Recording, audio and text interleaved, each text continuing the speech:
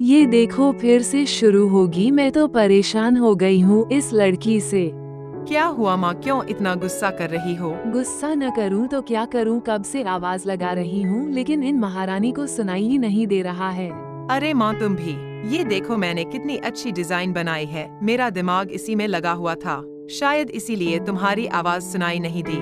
बताओ क्या काम है, मैं यह बाद में पूरा कर लूंगी। कुछ नहीं, खाने की थाली कब से लगा कर रखी हुई है। अब मैडम को फुर्सत मिल गई हो तो खाना खा ले।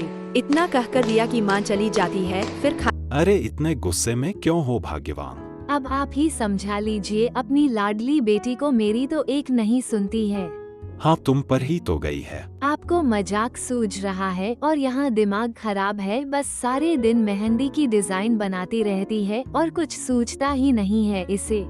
इसका मतलब तुम पर ही गई है। तुम्हें भी तो बहुत शौक था इस उम्र में।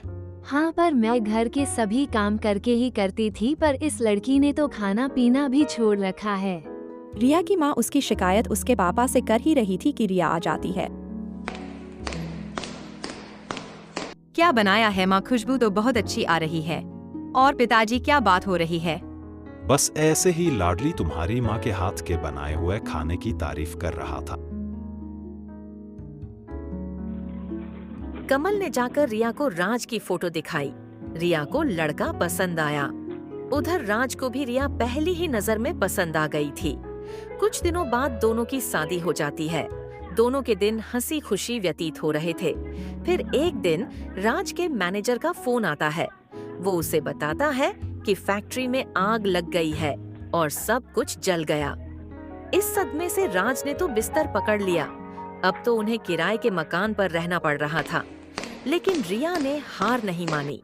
वो घर घर जाकर मेहंदी लगाने लगी। उसकी मेहनत और लगन से राज फिर से अपने पैरों पर खड़ा हो गया।